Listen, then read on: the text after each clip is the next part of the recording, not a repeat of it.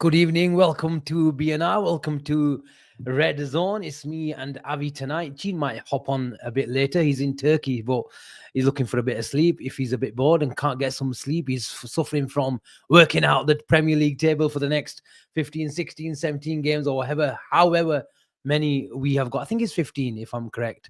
But welcome to Red Zone. Welcome to another. It felt like a big weekend. We built it like a big weekend. And it was a big weekend. Whether you want to talk about Liverpool, you want to talk about the two games as a collective, with the Arsenal winning Manchester City comfortably with a 5-1 scoreline. You could argue that's a statement signing, but it was all about making a statement on Saturday afternoon, Avi. But we'll talk about it. Smash a like and subscribe to the channel if you're new. How are we doing, Avi? You seemed in a really good mood yesterday and last night. I fell asleep on you, I think, on the WhatsApp's call. There's about a million on there talking about Royal Rumble and UFC. But judging by your tweet timeline, you felt in a good mood. You were talking about Royal Rumble and then UFC and, of course, the big Liverpool win. But how are you, my friend? Good day? It was yesterday was one of the first days in a long time on a Saturday. So I've gone 15 days without alcohol. Let people know that. I'm on a little sober journey. I want to go 150 days without alcohol. So far, so good. Wow. Haven't had any like sort of no glassy, cravings. No glassy, no cravings for a beer or anything like that. So 150 days, 15 today. Yesterday was actually one of those days where sport was on all day yesterday. So much happened. We had the 7 a.m. kickoff, Liverpool, Bournemouth. Obviously, I was in rapturous feeling and had so much energy after that game. Then we had the UFC. We had one of my favorite upcoming fighters from Russia, from the same Dagestani area, Shara Magmavidev against MVP. Didn't go the way I wanted, but it's totally fine. Then we had the Royal Rumble, which started at 3 o'clock for me. Who won that? So Jey Uso won it, part of the Roman bloodline family. You mentioned a really old one on the CM call. Punk? CM Punk. The Olympian. Oh, Kurt Angle. No, he's not wrestling in it anymore. Oh, he was one of my favorites. Then boxing. I think Taib said thoughts on Benavides. I think is a great fight. It was a very good fight. Him against Morel, which was a good fight. So it was an all day. It was a sporting day, and then we got on to. Then I played a bit of Mario Kart on the Nintendo Switch. The Buddhi wanted to buy a Nintendo Switch because she wanted to relive her childhood memories with Nintendo 64 and Mario Kart. So she brought that from Costco, set it up yesterday, started playing that till about 1 a.m. So it was a good day. But football-wise, good result. I actually did think, and I know we were on the phone to your nephew Hassan yesterday. Big up Hassan, who's the Arsenal fan. I did think that Man City were going to put in a result today. We're going to put in a performance, but that was a statement signing from Arsenal, whether we like it or not. Asim, that was quite a statement. Yeah, even though City City have had a good run of late. City have had a good run of late. And sometimes these big games, form goes out of the window. Yeah, I get that. I thought Arsenal were not just got the job done, but 5-1 was emphatic. And that will give them confidence. Without a Bukayo Saka, that will give them an extra bit of lift as well. And football aside, big up Adam Asim, the boy from Slough. Big plaudits towards him. And his physiotherapist was my cousin Sam. So big up Sam as well, who went to the fight with him, who's been in his training camp for the last few months and stuff. So big up Adam Asim. He's one of our own from back home. Nice. Big up. What shall we do, Avi? Let's stick on City for the next 2-3 minutes. I watched them after a long time. I watched bits and bobs of them this season, but sat down properly and watched it. They feel like, I know they controlled a lot of the game, but they play like they're absolutely shit scared of losing the ball and getting countered. And he's risking it with playing Nunes really high, who's a left back. Guardiola is really high as well, and he's doing it especially on the right hand side to make sure Foden plays on the inside in the number 10 position, and he doesn't want him to hold width because he's not a natural winger. But the downside to that is you're committing a lot of players forward, so they had a lot of the ball, and Arsenal were really, really comfortable, I thought, Avi. And Arsenal are not renowned for their counter attacks, but the amount of times that they got in, and I think one of the second or third goal came from a counter attack as well. I think the Havertz goal was it a 3-1 or 4-1? I can't remember, but they're playing like they've got Kanate and Van Dijk on the halfway line, and they don't. Mm-hmm. It's the risk that he's taking, and look, this won't be the first time that they get beat emphatically. I think we'll do a job on them at the Etihad. They've got Real Madrid in the Champions League. Asim, look, they're going through a transition, a big one as well in the summer. I know he's brought some players in already, but players like Kusanov, you can't just throw him in and expose him straight away. I thought that was a bit shady of Pep to play him against Chelsea. I thought he would have protected the kid and bring him in slowly, give him like a 10-minute here, 15-minute cameo before really getting him ready for the Premier League next season. Give him a proper pre-season and show him your thesis on football and how it should be played. But thrusting the little kid in against Chelsea, he was a sitting duck. And he should have been brought off after 15, 20 minutes because his head was all over the place. You could tell physically, visibly from him that he wasn't right in the head. Mateus Nunes on the right, this experiment is not working. But would you at play 1-1, Asim, would you play Lewis? You've got to play Rico Lewis on the right, but he's been exposed as well. Exactly. He's been exposed as well so many times. I tell you who they're missing, and it's going to be a surprise to everyone because he's hardly had any game time. He's had bits and pieces.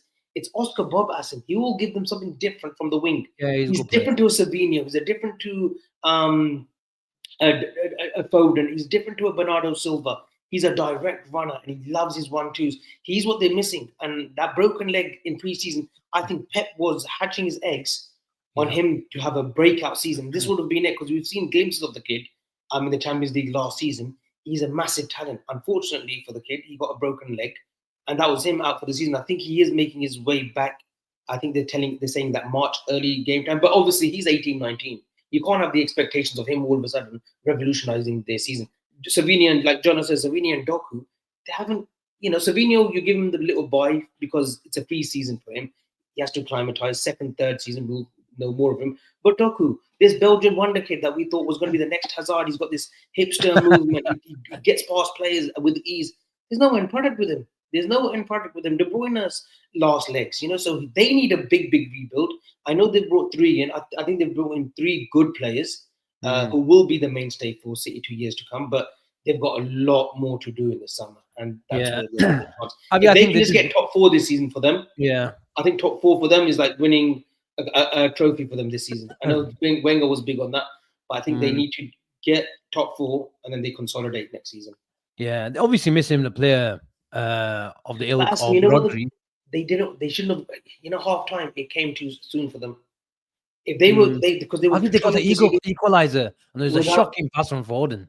It was, and Partey just it was, and he had a shock. He was shocking at times because he was giving balls away in poor positions where he's very press resistant. Usually, he's good with the ball, close control.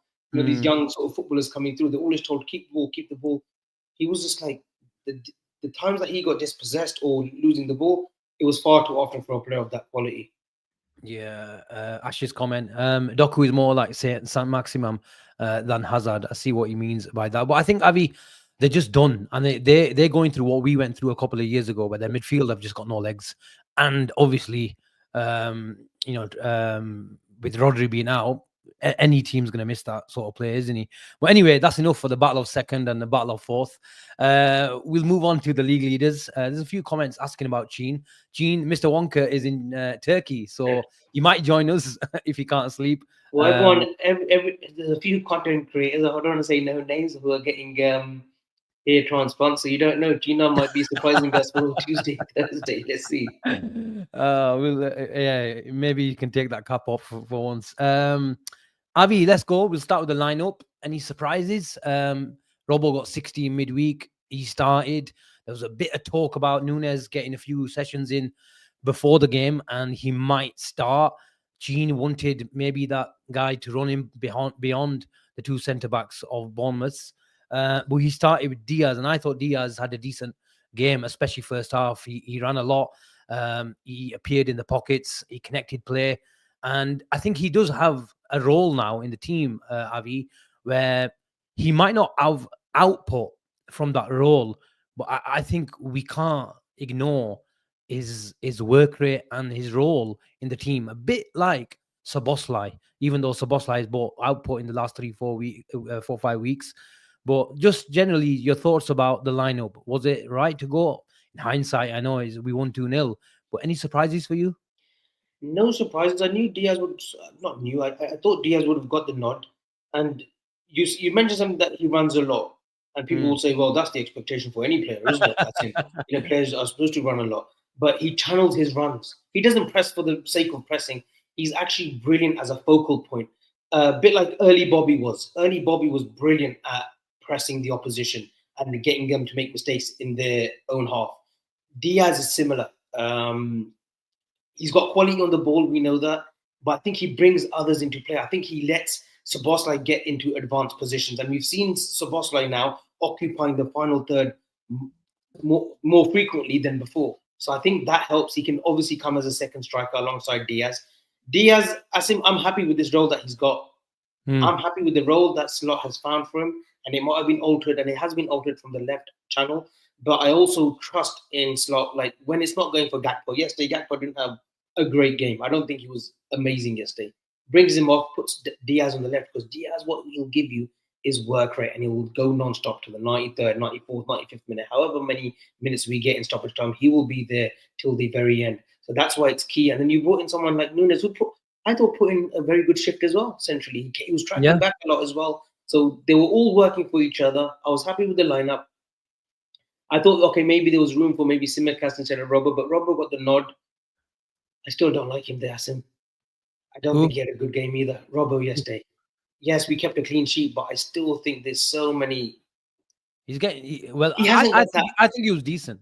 I think he was decent. That space was coming in. He was coming into those channels and making that underlapping run. I think he connected with Diaz once in the first half, and he made that driving run.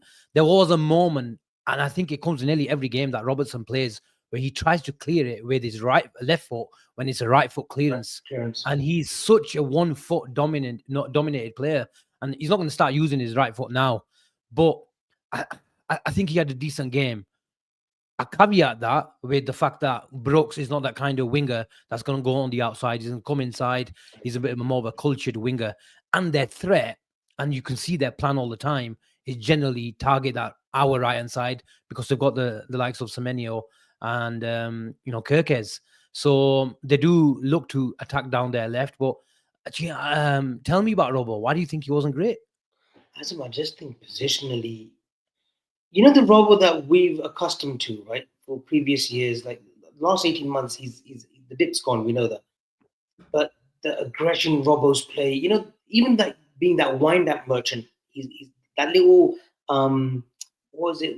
The dark arts has all of a sudden gone as well, and that's what we used to know Robo for. The overlapping runs are very less less frequent now as well.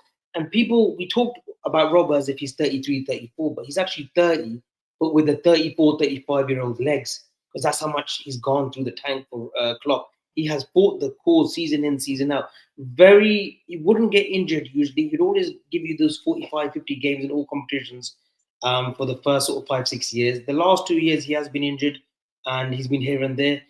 It's definitely a position. If someone said if you watched the game yesterday, it still shows me the left back position is the weak position, is the weakness. And we need to go out there and get the replacement needed. I think we'll have to get two.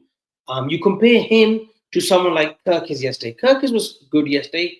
He can run like a headless chicken, but he's giving you energy constantly. And I think Salah shook his hand at the end of the game to be like, not because he got the better of him, because he didn't, but to be like, hey, you know what? Today I felt this game today. He shook Kirkes always gives Salah a game, I think. He said today was a good challenge for me. I relished what happened today. So, that's what we're looking for. You could say he was decent. Yeah, fair. Look, we kept a clean sheet. He did the basics right. I expect more, and I know he hasn't got those legs anymore. It's just me probably being overcritical. Okay, what I would say about Avi Robertson, if he's not driving into space, his natural traits for what he has, he's going to find it very hard to impress as a footballer, especially in the role that he plays. Slot likes a conservative left back, especially in the first phase. We saw Kirkes on the halfway line, and that's why we'll talk about Gravenberch's role and how Salah and Gravenberch and Liverpool as a collective dealt with that. But if Robertson isn't doing that, you say he's lost his legs. Yes, but it's also down to the instruction of the manager as well, Avi. Where if he's told to stay and get involved in build-up, then he doesn't have the ball manipulation Yeah. as let's say a Guardiola. I know I've given an extreme example, but that's the first one that comes to mind. So I think it is due to the manager's instruction, but I'm happy with that. Whether we address it in the summer, I think we will. You say we get two. I won't be surprised if you get someone like Hato that we can play, do bits at left back, do bits at left centre back, and give Van Dijk a bit of a rest next season, but also bring a number one left back as well. I think I'd be more than happy for Liverpool to do that. But definitely, at least we get one. I think that's a given. I think, in my opinion, he didn't. He could have easily straight batted it when you got asked about Kirkes, but I think that Slot name checked him yesterday. I think Liverpool are definitely interested, and his running power.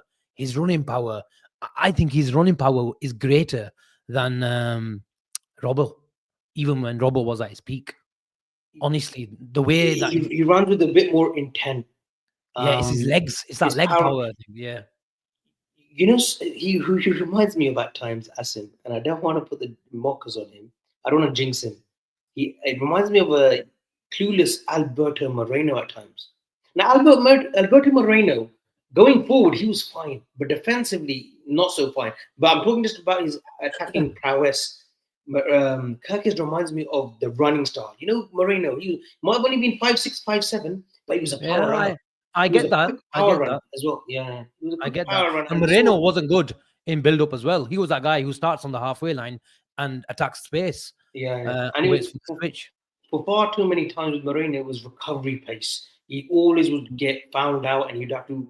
He had extremely quick pace that could get him out of trouble. But we saw a lot of brain parts from him as well. I think Kirkes is way more accomplished than Moreno. But it'll be interesting to see if Kirkes is still the talk of the town in the summer. Yeah. There was another comment I wanted to make. I thought Bournemouth respected us a bit too much yesterday.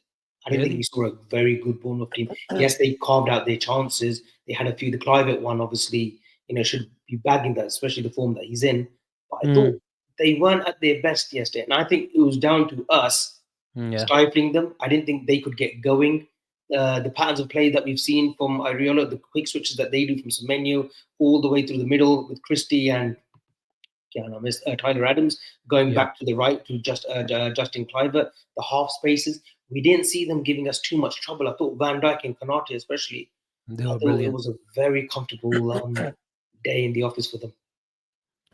I tweeted, I think 30 seconds before, Avi, we got that penalty. I think Gakpo got the ball a couple of times. He ran at Cook.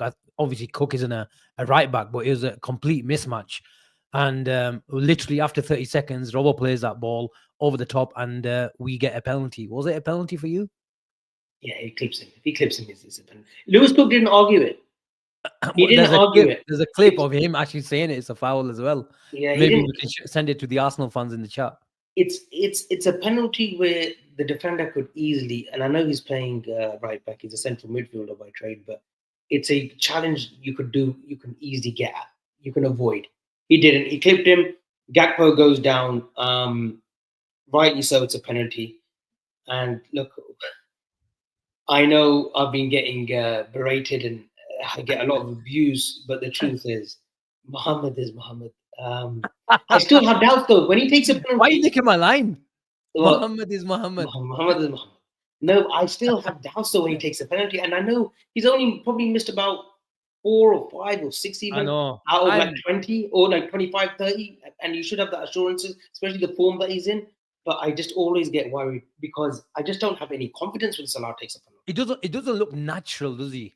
Yeah, especially like early on, even the Champions League final, that penalty. Lloris should have got a better. That wasn't a great. Lloris is one of the good. There's many examples like that. Let's be honest. Yeah. But he scores, and then the nerves calm down. But even then, I think someone mentioned that they disagreed with my point of view that Bournemouth were great second half. I think we were always in control. I think they came out and they were definitely the better side for 15, 20 minutes. Yeah, and like that obviously that could be down to a little bit of dressing down from Areola in the dressing room at halftime. But Asim, I'm not sure. I I thought we controlled them well though. This press that we're Yes, supposed to yes, being told yes. that they've got this press. This is innovative football, and Areola is destined for greater things. I didn't really see that. Bournemouth have troubled us way more, way a few times under Mm. Eddie Howe than yesterday. What we saw, I thought yesterday Really? was one of the games. I think there was another game where we were 4-1 when Salah scores a hat trick in the 18-19 season, which we were comfortable. Yesterday was one of those games where I felt like that was very. I thought we were always in control. I never once panicked. Even that private chance, had Mm. that gone in, I still would have believed that we were going to win this game on our terms. You? I agree with you. If you look at the underlying numbers, Liverpool were in control. More shots, more possession, and all that sort of stuff. I think that our XG was around about 2.5 compared to 0.98, or was it 1.18? I think someone in the chat will confirm. But Liverpool were ahead in the underlying numbers. We controlled the game. We had the better chances, but you can't deny the fact that Alisson had a good game as well, Avi. Yeah. That so Back that back to his best. Would you say back to his best yesterday? That's the first time since post yeah, injury where I've said I'm safe. He's safe behind the sticks. he's always safe for me, No, Avi. I think this. How can you, even in the last, since he's come back into the team, can you say he's made an absolute howler? Not howler, but there's been a few shots that have gone in. I think United game, the first goal maybe. I think Who scored the first goal? There's a few. Not the Diallo one. Diallo one, his positioning could have been better. But what was the first one again? How did they score the first one? The first goal, man. Who scored? I can't remember. Let me look at Who the chat. scored United's first goal, man, against us at Anfield? Chat Even will the get chat, us. chat doesn't know. Lisandro. Oh, that top. Oh, come on, Avi. You ain't saving that. That's the near As a post, man. Allah. That's near post, though. It went roof of the net, didn't it? I'm sure it did. Yeah. Near post, near post. But this is near post. Positioning wise, he's been down a few times. Aguero did that to him in the 19th season as well when he got past Lovren and he shot that. Okay, look, maybe I'm being harsh, but there's been a few games where Alisson could have done a little bit better. I can't go back to the games now. Was Forest one of them? I don't think so, but there was talk. I give you that. Forest. There was one against Forest. There's I give you another. that. My memory's gone absolutely The flash. the, But the look, wood was I called. thought yesterday he looked best. I want to come to another topic in the middle of the park because I know you were explaining on the phone, but I want you to explain it on the show about the McAllister role with Gravenberch yesterday. And I know you waxed lyrical of Gravenberch, but you also gave McAllister credit why he was a little bit deeper than usual. Is that what you said yesterday? Yes, I think it was a lot more fluid. I think there was a definite push for Gravenberch to nullify and stifle, Semenyo and Kirkes. And this is what I think you have to give credit to the manager as well. Just making slight tweaks. That doesn't mean he's shit scared of Bournemouth. It's just respecting the opposition's strength and working it and just making sure you nullify it and then gain control. And I said it even on Friday night show that I think he'll be deeper. Whenever you come up with an aggressive press, Avi, you need to make sure Liverpool, whenever they came up by Leverkusen, Arsenal, you need to make sure Liverpool have got the ball up in the areas where we can hurt them in 1v1 situations. We want them, if they're going to be aggressive, we want them to bring all the two double pivots right up and outside the box of ours. We'll have two of our players in front of our four defenders, and then they commit. And then we'll have four attackers against four attackers, Salah. And you see the Kanate ball down the line. You see the Alisson switch from his hands to Salah, and he's fighting someone like Kirkes, or if it's in transition, Hoyson will come across. The point is, when they've got the ball, there's not many teams, and I think Slot touched on it after the game in his press conference, that how many managers are going to come, whether they're at home or whether they come to Anfield, and going to put their left back or fullbacks in general 5, 10, 15 yards further up, near the halfway line, and say, okay, we're happy to commit them forward. And are you going to follow us? Now, Salah is not going to follow his fullback, especially someone like aggressive and a roadrunner like Kirkes. And that was their outball, as we've talked about. And Liverpool have gone man to man generally. But generally speaking, it's a fluid 4-2-4 press / man-to-man, where if it's really aggressive, we put Trent right and touch tight to Kirkez, and Kanate comes across and gets the winger, and then Salah stays narrow. But if it isn't, and if it is, it's still a 4-2-4, Kirkez is asking Salah, are you going to come? And Salah's instructions are follow him to an extent, maybe to the halfway line, and then let him go. But what we did yesterday is we put Gravenberch slightly to the right and made sure that ball, because if it's still a 4-2-4 press, Salah is pressing the centre back, and then Gravenberch goes across. But if Kirkez is really aggressive, Gravenberch's normal position from the centre of the field, he's not going to get across quick enough because Kirkez is really aggressive. So that's what Slot adjusted it. He put him 5-10 yards to the right and made sure we nullified and we controlled them to an extent. And you've got them, obviously, Kanate chipping in, Trent chipping in. And how many times you saw Gravenberch and Trent make sure one got Semenyo, one got Kirkez, depending if there's an underlap or an overlap. And I have to give the manager huge credit.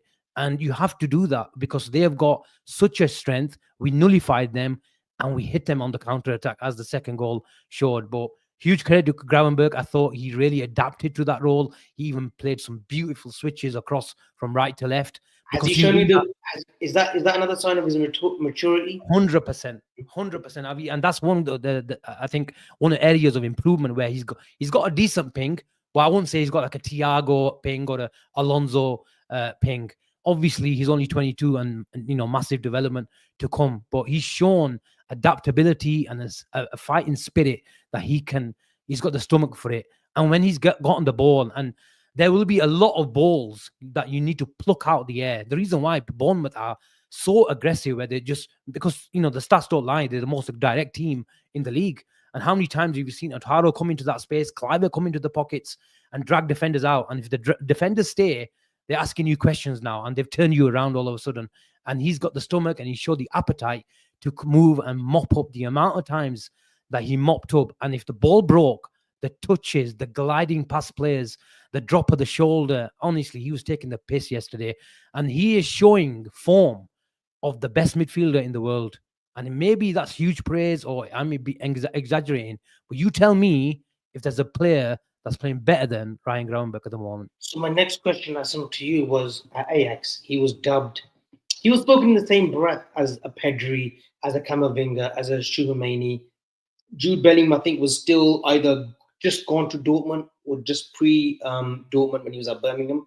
But he wasn't. It was that, wasn't it? It was Camavinga, Pedri coming through, Tchouaméni and Gravenberch as well. That this is the next Dutch pin-up boy of Holland, and he's going to be the future captain of Holland. He's going to be the face after Van Dijk and everyone goes, and this and that. De Ligt as well.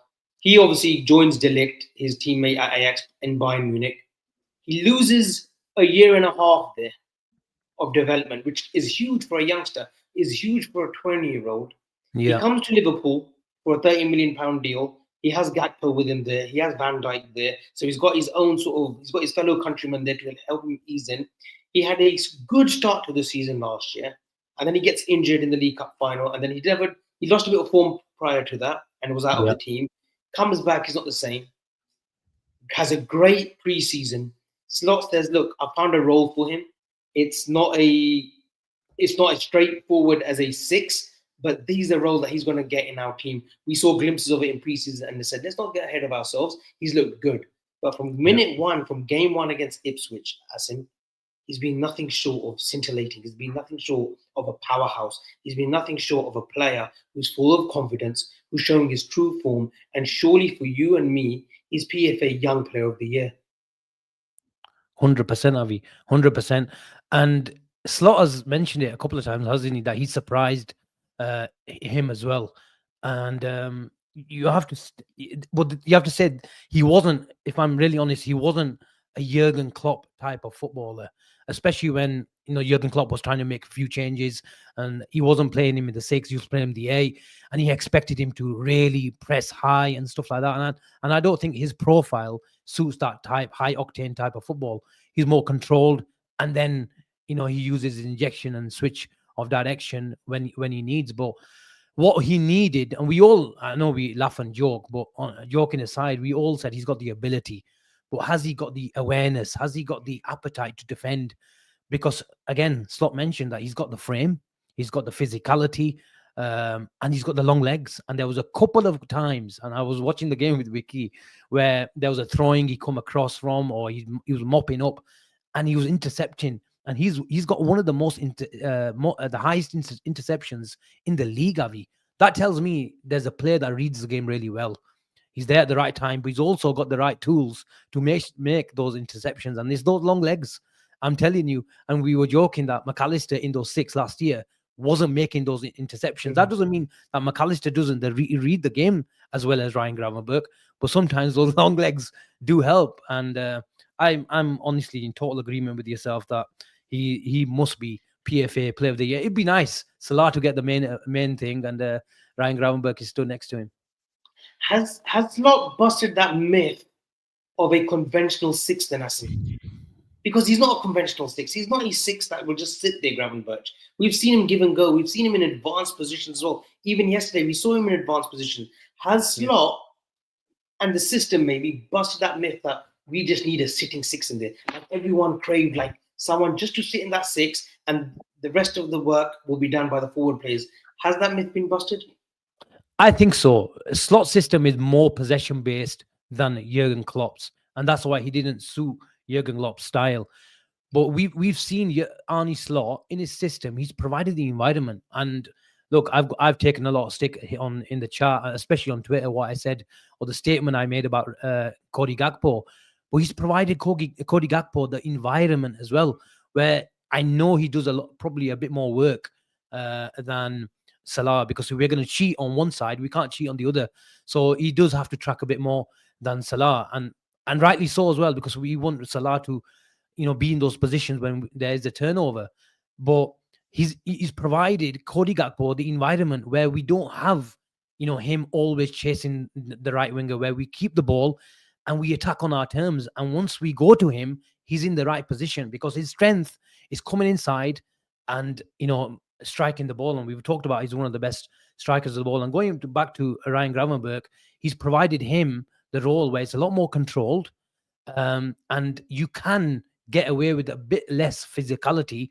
But the role then, if the ball is coming from Van Dijk to Ryan Gravenberch, and you also mentioned, I think, that interview with Rio Ferdinand, where you've seen DMs come right next to the centre backs and spray the ball around. He doesn't want the DM for Arne Slot DM to do that. He wants the DM in a single pivot to receive behind the two strikers.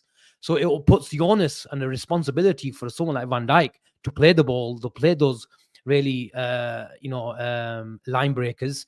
But then you need someone on the half turn to receive the ball alone and then go in either direction. So you need the ball and you need the receiver as well. And Liverpool have both, Avi.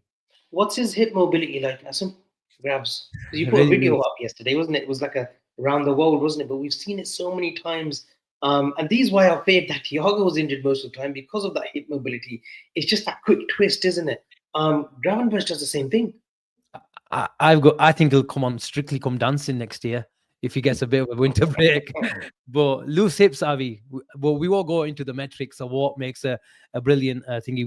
We don't need to do the talking about Ryan Gravenberch. He's showing week in, week out that he's just a brilliant footballer. Long may it continue. Guys, LFC Super One says, let's get the likes up, guys. Over 200 in here. Big up the fellas. I'm helping Asim out today with hosting duties. Very rarely do I do that on Sundays, but I'll carry him today, no problem. Gina's, God, I hope Gina's actually well. If he's doing his hair transplant, I know that a lot of blood is shed, because I've done it as well on my hair. Gina's, have you had a transplant? I'm just guessing. He's probably checking out the next Dubai chocolate out this time. He's probably at a factory stuck somewhere doing some food tasting or Dion or something. I want to ask you about Sobo, Avi. He took a lot of stick. I was going to ask you I was going to do the questions today, because I thought, you know what, Sunday, let me give him a bit of a shifty, let him talk, because I want Asim just to talk today. Sundays is his show, free roam. My chat's finished. Sobo, I thought, look, one thing you guaranteed from Sobo is effort. You'll never see him not tracking his runners and not tracking back. He will do the job that's asked of him. I thought yesterday it wasn't a game that he shined in. It wasn't a game that we could see his the quality that he possesses.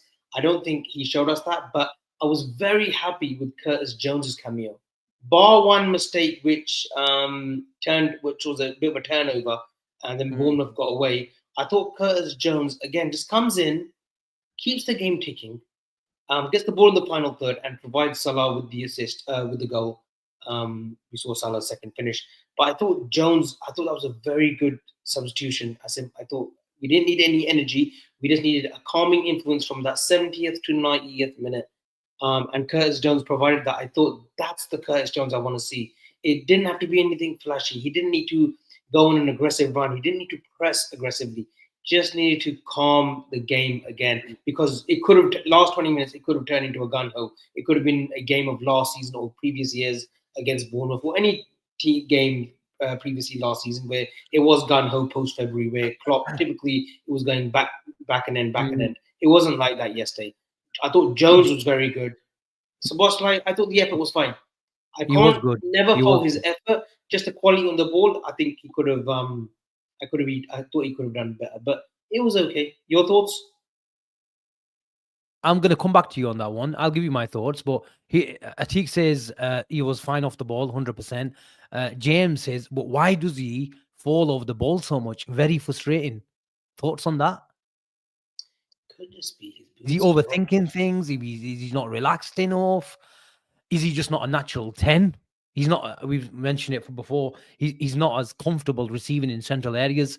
And he was receiving more in central areas yesterday because of the fact that Gravenberch, and we saw Ryan Gravenberch in Szoboszlai type of areas yesterday, which meant Szoboszlai had to stay central. He was still pressing from the front, but on the ball, it was more of a 4-2-1-3 or a 4-2-3-1, if you where you want to call it. But why does he fall over, Avi? Not so much on the falling over, Asim. You know, one thing that I forget as well, that he's only 22. I forget sometimes his old age, even though is he 22? I think he's a year older. Well, I think him and Curtis Jones are similar ages, 23, 24 maybe. I thought he was 22 still.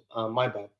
But I still, when I look at Szoboszlai, I think he's been playing for the game for years. I think because his name's always been in our heads, even when he was at Leipzig, even at Salzburg, you know, there was this hype about Dominic Szoboszlai, this next Hungarian Puskas and whatnot. You just always, okay, he's 24, my bad. He's same age as Jones, but I always think he's a lot more older in his football development than Jones. But the issue is he's not. He's still a young lad. BB42 says he has a lot of average games. Slot will be looking at that position next season. Oh, wow. Look, I think Szoboszlai, I think Slot is looking in that sort of area in itself, but not because Szoboszlai has a lot of average games. I just think we may want a little bit better quality than we have in terms of the whole. There was a comment, Avi. I think it was Ash. Maybe I started that. We do need someone like, I think they mentioned Wirtz and someone else, Cherky. I don't think Cherky comes and starts for Liverpool, but Wirtz. Wirtz no. Does he have the work rate as Sobo? No, but I tell you, someone who's got the work rate of that is Sudakov. I keep saying it. Really? I think Georgia. People keep correcting me. It's Jorge Sudakov, because you don't pronounce the G. I think he's the one with the work rate in that 8-10 position. Asim. But I also think that Slot is looking to offload a certain player as well in that position, in that whole sort of midfield squad area. So, look, Wirtz is a world-class performer, but I don't think the money that Bayer Leverkusen want, I don't think we'll be offering that.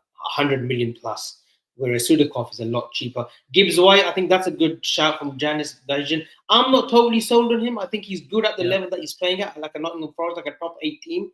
For that next level, that sort of echelon of Arsenal, Liverpool, Man City, I just don't think he can cut it. But that's just my opinion. But he's definitely. Would you take him? Would you take him at £60 million in the summer? Gibbs White. I can get Sudakov for that. You said that Kulusevski could play that role, didn't you? I think he can play the second striker role. I'd absolutely love Kulusevski. I would take a punt on this guy for 60, Asim. I think he can drive. He can carry a ball. He can drive. He can drive by some margin. He can definitely drive with the ball. I think he can get past players with ease. Not many British young footballers Jude, okay, maybe Morgan Rogers. They have that natural knack of how to get past a player in that final third. There's not many that can do that. Jones had it in him in the youth level, but transitioning that to the first team level, he can't. He's a very good. I like Rogers a lot, but again, Villa always recruit well. Reinders, I think, has been the Signed a new best. contract, hasn't he? Yeah, I think him alongside Gravenberch has been one of the best midfielders, top 5 in Europe. That midfield area, Reinders has been absolutely bombed this season for Milan. Okay. I don't like Xavi Simmons. But Jones and Szoboszlai for me, as I thought, yes, Maka was on a yellow card. Someone was saying in the comment that's why Jones came on. But I thought it was a very good cameo yesterday, and it shows again the strength in our squad that we had no Chiesa on the bench and we had no Joe Gomez. So all the people, and again, this is not a pro FSG support comment from me. For all the people that are saying we need this, we need that. Yes, there's some players that we'll have to address in the summer. Hato was never going to leave in mid-January. They just won today, by the way. So they're a point behind PSV with the game in hand. So they could be lifting the Eredivisie after a few years. He was never leaving in January. If that's summer target, the likes of Sudakov, they're not going to leave Shakhtar Donetsk while they're in the Champions League. And I think their league wraps up very early as well. Look, Slot said it to us on Friday. Asim, we're working on summer deals already. So we've got to take his word for it. We have to take the manager's word for it. Ash says Kudus could be a bit of a Swiss Army knife for Arne Slot. We're talking about that number 10 position. I think he can play that. And then, come into midfield. The good thing about the likes of Kudus and Kulusevski, Avi, is I like the interchanging of positions, because Arne Slot is very positional, it's very controlled, but there's so much fluidity, especially against low blocks. You need different players popping up in different positions. And what the likes of Kudus and Kulusevski do, if you're going to keep Salah narrow and pin his centre back and put the ball into his feet so he can roll defenders, then you've got the versatility of the likes of Szoboszlai to hold with. Harvey Elliott does it, but doesn't do it enough, and he's just not a winger. But they can do a lot more and take a player on. That's what Harvey Elliott doesn't have. But I think Kulusevski and Kudus are. Kudus has disappointed me this season, Asim. He's disappointed me this season, Kudus. Mohamed Kudus.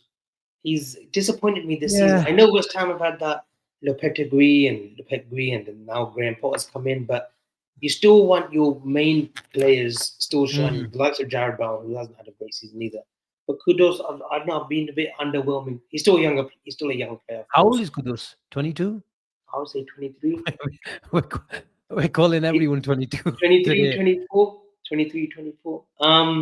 But I think there's so much there to work on, Avi, with Mohamed Kudus. The potential is frightening. If he fulfills it, it's frightening. Yeah. Yes. The complete package is frightening. Asim the King. And all jokes aside now, all the dribble and the troll that I've been doing, he's an anomaly. Asim, he's an anomaly. At 33, bar Alan Shearer, I don't think there's a player in their 30s, Sheringham maybe, he's going way back now, that are doing the numbers that he's doing. Which player did you say? Shearer, because Shearer at his 30 was still scoring goals. Sheringham wasn't a 20, 30 goal season man, but he was still a top player at that age. He actually went to Man United at 34, 35, and that's when they did the treble. But Salah, Asim, this is getting beyond ridiculous now. It's getting beyond ridiculous. I've officially run out of superlatives for Mohamed Salah. I don't think there's a guy who wants it as much as Salah. He keeps telling us. Sam, I'm just talking about the Premier League alone. The Premier League alone in the 30s. I get what you mean. Benzema as well. If you're talking overall, yes. I'm just talking about the Premier League. The intensity of the Premier League, the toughness, the week in, week out, the ugly challenges that he's got to put up with. It's not anywhere near the level that Ronaldo and Messi were facing in Spain. Too much time. But Salah, sorry, Asim. Yeah, a girl says more with 0 assists yesterday. Form has dipped. Well, this is the sort of things. It's become a joke, hasn't it? And he's a joke. Avi, what can I say about Mohamed? Is his desire to carry Liverpool, and I think you mentioned it on the WhatsApp call. I know the stats and the goal involvement will say he's carried us, but there's a definite argument. Obviously, there's been massive performances. We've talked about Van Dijk, we've talked about Gravenberch, but the desire to carry this team on the field and make sure. I don't think I think he knows for the caliber of player and the caliber of this team, the quality of team. Even Jurgen Klopp has left. A lot of players, well, Bar Chiesa, are all his. This team deserved and it needed one more title, Avi. And I think there's a burning desire to make sure, especially with the COVID and the fans didn't really celebrate it and all that sort of stuff. Liverpool get that slander from all other fans about that title, and he didn't get it to celebrate it. But in terms of his performances, and I don't like, even there's still a small minority amongst the Liverpool fans saying he doesn't do enough in normal play and this and that. He's for God's sake, he's 32, and there was even yesterday people saying he doesn't track back enough. He tracks back enough as much as he should. He probably can do it a lot more because we've seen he's one of the fittest guys in the squad. But it's an instruction from the manager. So if you're going to criticize someone, criticize the manager then. But at the moment, Liverpool, it's worked. We win the ball, we give it to Salah, and for the second goal, it was outside the box, and Szoboszlai nicked it onto Curtis Jones, onto Nunes. I think it was Curtis Jones, onto Salah, and within a blink of an eye, Liverpool have scored. But what a goal! What a goal! There's a clip going around again all over social media where it's, I think, recorded by a Bournemouth fan. And the moment the King gets it, and he just says he's going to do that finesse. And what a ball, what a goal. The keeper just looked at it and he thought, you know what, Mohamed Salah's on the ball. It's only going in one position. And we needed that goal, Avi. We needed that goal. Yeah. I know Curtis Jones and Nunes and Bradley came and did really well. And we controlled the game after, I think, sort of 65, 70 minutes. But I think, we don't want against the side. I think there's a couple of sides in the league that are comfortable being 1-0 behind because of how direct they are, and Bournemouth are one of them. And but I'm just absolutely buzzing, and it was nice to see for once Mohamed with his selfie alone. But I think Robbo got in there. He got his wish. He got a little peek of Robertson in the picture. But what can we say, Avi? Every week in, week out, we're talking about this fella because he keeps on producing for us. He produces so much consistently that I've got to go against the grain sometimes because I just think, like, you know what, fuck it. I want some heat on Salah, so I go against the grain. Asim, I want to ask you a question on Mohamed Salah. Okay. He wins the Premier League. He wins the League Cup. Don't care, it's a trophy. He wins the Champions League. Wow. No contract has been signed. Could it be a situation come June or come when the Champions League is over, come the parade day, he's done his parade and he's sat down to himself and he's thought, I've done everything I can. This will not be topped. What he does, and it's true, what he will do from that moment on as a Liverpool player will never be topped. We will never go this season is an anomaly, and potentially the greatness that we could be achieving, it will very rarely happen again. But if he does the league and the Champions League, do you think he, in his own mind, might think, done and dusted, I'm going to my next chapter, even at 33? There's a definite chance of that, Avi. If we didn't win anything, if we didn't win the league, I think he really wants one more, and there's more chance for him to stay. And what better way to bow out of Liverpool with having done the treble? I think if I'm honest, Avi, even if we just win the league, I think there's more of a chance for him to leave because he's done it, and the way he's done it, have an all-timer season at Avi, break record after record, and then win the league title. I think he could say, "Okay, we shake hands." But Parker, and I know a few of you have said, but he wants to. He has said, Yeah. That's totally the fine. longer it goes on, Yeah. on the finishing line is near, isn't it? And he could his thinking could change. Because I think he gets Aguero's record, which is 184. He's on 177. I think he's definitely got another 7 goals in him. 7 goals in him to 8 goals to beat that record. He's got what, 14 games? You assume that Salah will get 8 goals and beats Aguero's record, which puts him in the top 4, I believe. Another question, Asim. and this is from a financial point of view, and I know it's not our money, it's not the club's money, it's not the. How much would you pay realistically as Liverpool Football Club? And you got to remember, this club has a wage structure Yeah. we abide by. It's hence why we don't have the situation that Chelsea have, or Man United have, or City at times have, where they can't offload shitty players like Maguire's and the Rashfords because of their wage demands. So we do have a wage structure that, which I respect the club for. What's the max you're paying Salah a week? I think Liverpool have offered him a 1-year extension with a 20% cut on his wages, which he has rejected. And this is just my opinion. How much is he on right now? I think he's on around about 350 grand a week base. Obviously, he's got highly incentivized bonuses and stuff like that. That's my opinion. I think Liverpool are offering one-year contract with a 20 to 25% cut on his wages. He wants 2 years minimum. And whether he obviously want to increase, at the very least, he'll want. I think because that's the model. You asked me about the model. My opinion is he's getting offered a cut on his wages at the moment, because that's how they're going to treat 32, 30-year-olds. And I know you're going to say he's not a normal 32-year-old. I agree 100%. Dame Shah says give him what he wants. I just give him what he wants because I want Mohamed Salah to stay at the club. But I don't think they'll give him what he wants, and that's the reason why we're here, and that's the reason why Van Dijk's here, and that's the reason why Trent is here. But I agree.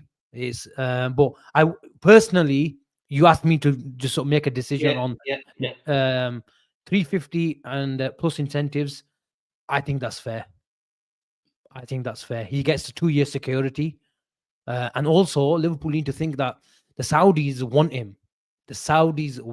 I told you about the Saudis yesterday, what they're offering him. But he wants to be remembered as the greatest player in the Premier League, and he wants to beat record after record. I think he wants to get to at least below Shearer. How many is he off Shearer? Do you know? I don't think he'll get to Shearer. I think Shearer hit 232, didn't he? Yeah, and he's on 176 or 170. 177. Yeah, it'll be hard to do Shearer. I think he can get as close as possible to Kane. Kane's got 203, I think. Yeah, so I think he stays one more season, he'll get to Kane. So then my other question is, we offer him a 2-year contract. Pay him 400k a week, because his numbers are the best that they've ever been. And the way he looks after his body, we've seen the selfies from the gym. Even his daughter has chimed in at times. We've seen everything. We've seen the sheer hard work he puts on his body, and he keeps himself in tip-top. I mean, he'll be training right now at home. Oh, 100%. Check his Instagram. He texts me saying he's watching tonight's show in the pool with his water bike he's got. Assalamu alaikum, Mohammed. With Salah, you give him 400k a week. This pay cut is embarrassing if it's true. 400k a week, 2 years. If next season his numbers dwindle down badly, you still sell him for a fee next summer. That's my point, Avi. The Saudis will come. The Saudis will offer. So something for me doesn't make sense of what's happening here. And I'm not saying it's nothing to do with the player or the owners, whatnot. Is it the case of, look, thank you, goodbye, this season we'll achieve greatness and we all go on a different path? That could be the sign, or that could be the message we're getting from Hughes and co. And that could be the same message. And I know he's said that he wants to protect the football club, but as the weeks and the months go longer and longer, and they come by and the end of the season, it could be that same message that they're relaying too. Yeah. Wild Thing says, I heard it was image rights, but everyone chats shit. I don't think Salah gives up his image rights. If you've been to the Arab world, he is on every single billboard going. He's not giving up his image rights because they're worth a lot more. And out of curiosity, Asim, because we did have a conversation yesterday, and without obviously revealing too much, how much do you think a club like Al Hilal or Al Ahly are ready to spend a week just on wages for Salah's services? If you look at Ronaldo's, there's talk about Ronaldo's new contract. And I know is treated completely differently in terms of what he brings to that part of the world. He's on every single billboard, just like Salah in the Arab world, especially in Saudi. Sorry, he's at every event. You were telling me he was at every UFC boxing, yeah. UFC, and he's very, very close. And he is the guy who basically they wanted first. Obviously, they would like Neymar, Messi, and they all went for Messi as well. And they've been after Salah for a long, long time. But he's got a separate contract. And the contract that they're talking about, Al Nasser, is Ronaldo is going to get around about 410 or grand a day. Grand a day. And 5% share of the club. That's how mad it is. So if you think Ronaldo is going to get that, it's going to be something stupid. If you don't, okay, if you think... So Are we genuinely saying Haaland money then? 850 to $1 million a week? More. Wow. More. That's what he could be offered. Wow. More. It's at least says it's going to be £1 million a week. I don't think it's going to be. I think it's probably £3-4 million a week. That's how mad it's going to be. Is that mad? I'm telling you. PSG could offer something not as close to that, but they could also offer him 700k a week if Al Nasser Khalifa is very serious about obtaining Salah's services. And we know that he wants to broaden PSG as a brand in Qatar and whatnot, and he would love to have Salah amongst Barcola and Dembele and Ramos and João Neves. What I was told yesterday, Avi, is the Saudis are gonna go big in the summer. We've seen them go big. Already go big now. No, the reason why is it's been 2 years. Come this summer, it's been 2 years for when they signed their first batch of players. A lot of those contracts. Now, recently they've been given 3-4 year contracts, but a lot of those contracts were 2-year contracts. Mm-hmm. So now they're going to go mad again because a lot of those contracts are ending. Wow. So watch out in the summer. Wow. And tomorrow's show will be a transfer special. Me and Asim. We may be wearing ties tomorrow as well. Surprise, surprise. We'll just be rounding off. Tomorrow's show will be just rounding off the transfers that have happened. And a little bit focused on John Duran. Matoma's supposedly bid that fell through. We'll be talking about a few players, Rashford to Villa. We'll talk about in depth about that tomorrow. It'll be a quick 45 1-hour show tomorrow. Any bombers, any exclusives that you've got saved for tomorrow? Where's that orange device? Look, it's in his case today. Put it on charge. No, Sunday's day off. Put it on charge. Sunday we give it a day off. It has to rest on Sundays. That's the rest of. You won't believe me. I say, look, you think I'm chatting? Look, phone. 4 devices for tomorrow. This is all gonna pop off tomorrow. You watch. Lord, so we'll get a lot of interesting. No bombers tonight. So anyone that's waiting for a bomber, there's nothing tonight. Nothing. It's either you're getting transfer information or you're cheating on your missus. I'll get some. It's got to be one of them. Tomorrow I may get a few snippets, but no bombers. Look, guys, you lot are going to start taking the piss out of me, isn't it? You lot are going to start calling me a troll and an ITK this, ITK that. Tomorrow we'll go into depth about what we think will happen. As a man of the match, I knew you were going to ask me this. I thought Van Dijk was absolutely brilliant. I thought Gravenberch was unbelievable, but I think the difference was Mohamed Salah. I don't like to be predictable, but I'm not going to give it to Mohamed Salah. I'm going to give it to Ryan Gravenberch. I'm giving it to Ali. Yeah, that's a shout. I thought Alisson was absolutely brilliant yesterday, and yes, first time post injury back to his very best. I still think he can lose a little bit of timber though, and it'll be interesting to see what happens with Alisson. It's that steak. Steak, yeah. It's the red meat that they love, and the chorizo and the steaks and Brazilian whatnot. And we'll talk about Alisson tomorrow. I think interesting will be happens in the summer.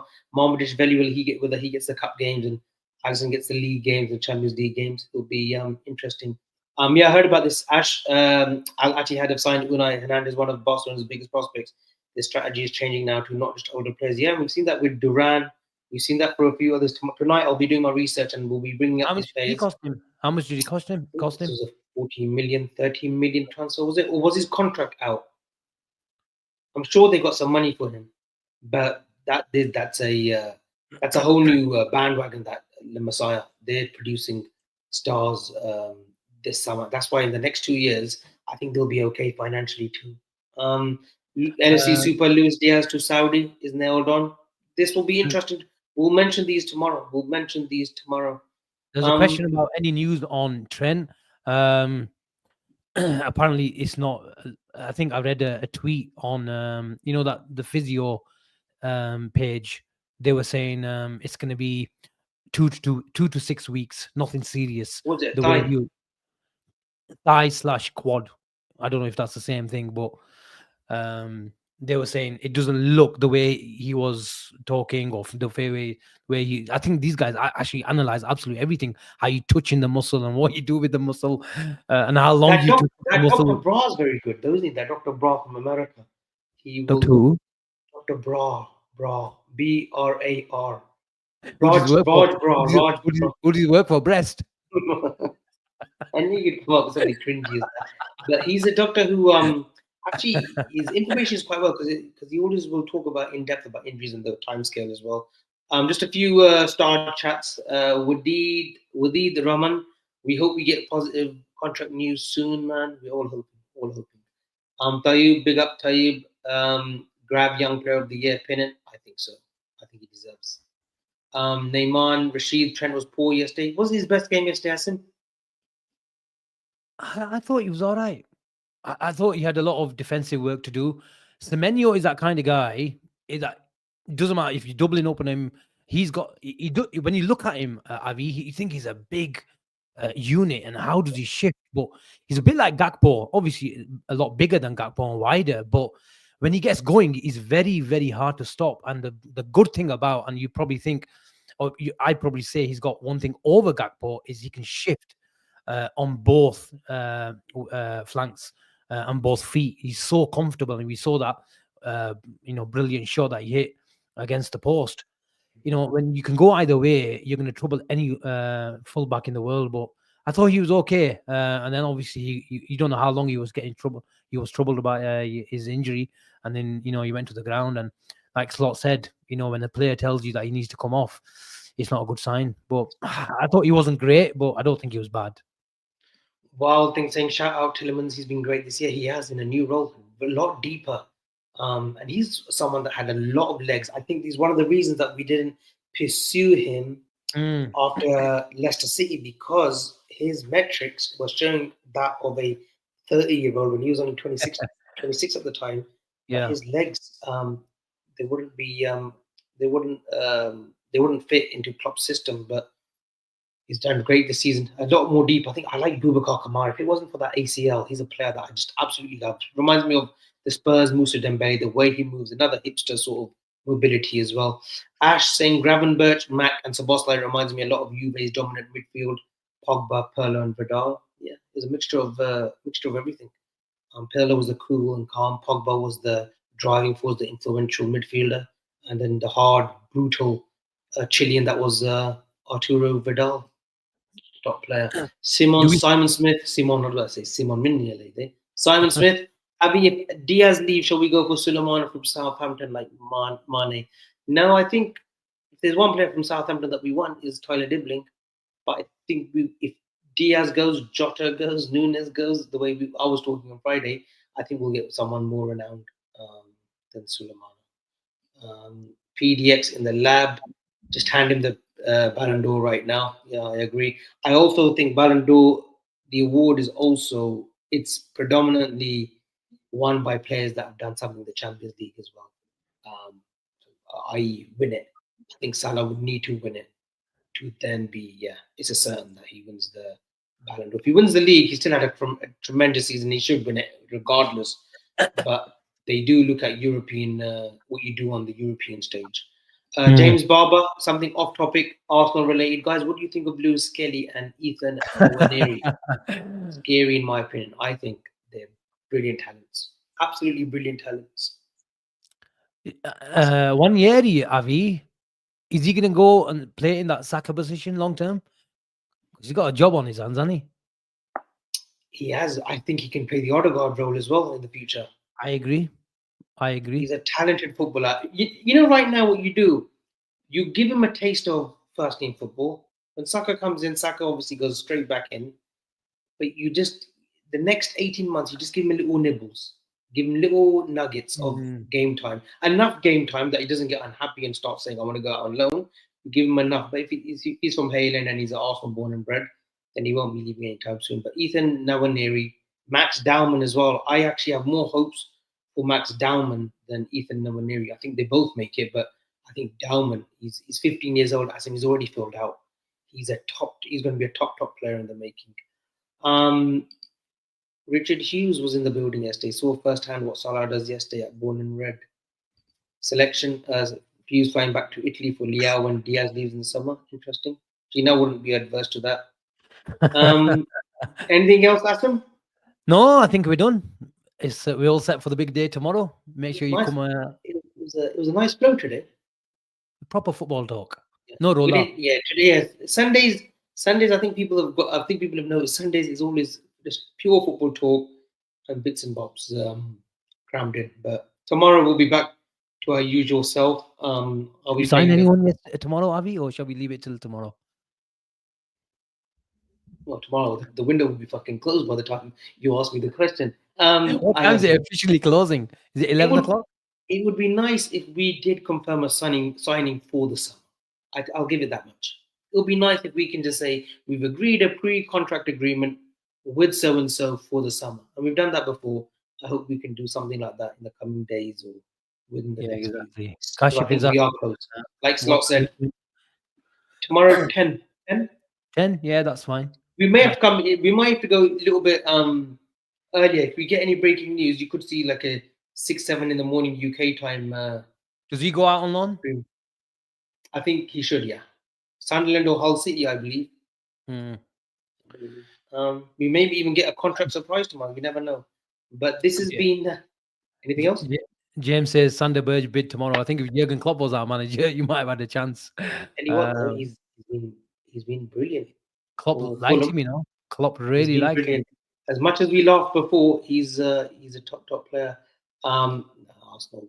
I would be very surprised if Arsenal do any business. Be surprised if they do any business. Watkins, I don't see it. I don't see it. He got injured yesterday as well. Yeah, and Rashford's gone to Villa as well. We'll talk about that tomorrow. Guys, he's been Born and Red. Please like and subscribe, guys. We keep saying it week in, week out, day in, day out. We've been giving you more and more shows. I know you guys don't want to see me too often, but here we are, 260 in the chat today. Please like and subscribe, and we shall be giving you 3-4 shows a week now. The motivation is there, the passion is there, the work rate is there. So please like and subscribe, and we shall see you tomorrow. Thank you. Take care. Bye-bye.